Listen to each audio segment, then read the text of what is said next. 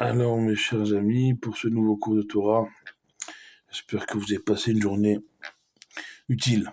Une journée utile. On va essayer aujourd'hui, après le récap d'hier, de vraiment rentrer dans le vif du sujet, dans la paracha de notre semaine, la paracha de Vaishlach.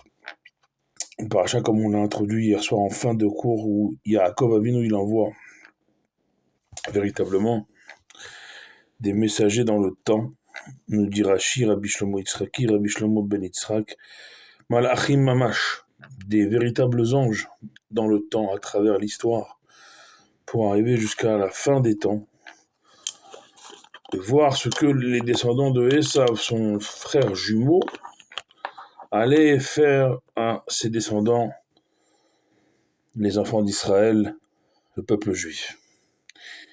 Et là, c'est marqué dans le texte littéral, dans les premiers mots de la paracha, Vaïra Yaakov Meod. En voyant ça, ce qui allait se dérouler à la fin des temps, entre les descendants de Esav et les siens, Yaakov, il a eu très peur. C'est pas juste qu'il a eu peur, mais il a eu très peur. Vaïra, le mot qu'il a eu peur, il est avec deux yud, et dans les deux yud, il y a des points qui prononcent les yud avec un peu plus d'insistance dans la prononciation, pour nous dire s'il fallait encore le rajouter, que Yaakov, à ce moment-là, il a eu très peur. Question que tous les Mefarshim se posent. En quoi Yaakov, il a peur d'un rachat comme Esav? C'est son frère, il le connaît plus que personne, parce qu'il est frère jumeau. Bon, c'est des faux jumeaux, mais ils étaient dans le même ventre, ils sont nés ensemble, ils ont grandi ensemble. Et c'est un rachat, Esav. Yaakov, au moment où on parle, il est déjà avec son père, Yitzhak, le grand de la génération. Donc Yaakov, il ne devait pas avoir peur. Mais là, c'est pas une simple peur, il a une quasi peur panique de Esav. Et à tel point qu'il supplie Dieu, quelques versets plus tard, il dit à Tzilenina, je t'en supplie mon Dieu, sauve-moi. Miyad Ahi, des mains de mon frère, Miyad Esav, des mains de Esav. Une supplication telle de Yaakov, on ne comprend pas. Est-ce que Esav, il était à ce point-là Alors on nous dit que physiquement, il est venu avec 400 hommes. Que spirituellement, Rachid nous dit que c'est ajouté à 400 forces du mal, en plus des 400 hommes. Et qu'en tout, on peut le dire, ça fait 800. Et Yaakov, lui, il est avec ses 11 enfants, non, 12. Ses 11 garçons et Dina. Il n'a pas encore eu Binyamin, qui va naître juste après. Et on voit Yaakov carrément s'adonner à des dispositions tactico-militaires qu'on ne lui connaissait pas. Il dispose notamment Rachel et Yosef, vraiment au fond en dernière ligne, en disant si jamais les premières lignes seront frappées, alors il restera toujours les dernières lignes vivantes. Et pourtant, voilà, on n'a jamais vu Yaakov dans cet état-là.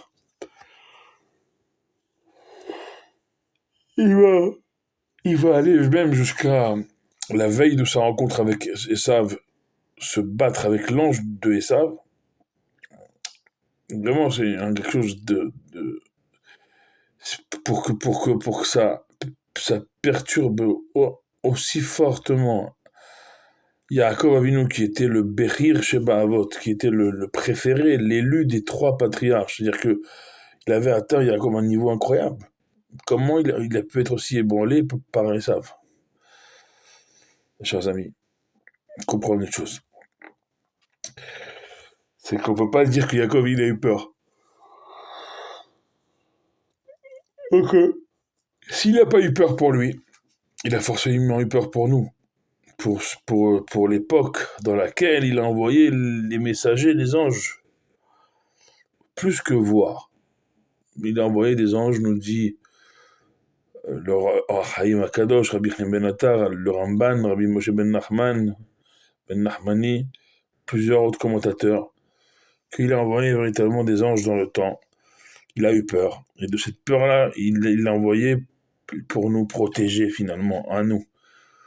En disant que à la fin des temps, il restera vraiment la dernière ligne du peuple juif. Nenishar lifleta.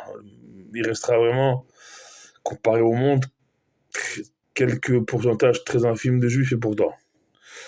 La promesse de Yaakov, c'est de nous dire, moi j'ai préparé le terrain à l'époque pour que vous, face aux descendants de Esav, à la dernière génération de ce monde, eh bien, vous puissiez, malgré que, que vous serez comme nous aujourd'hui, face à Esav, vous serez rien du tout,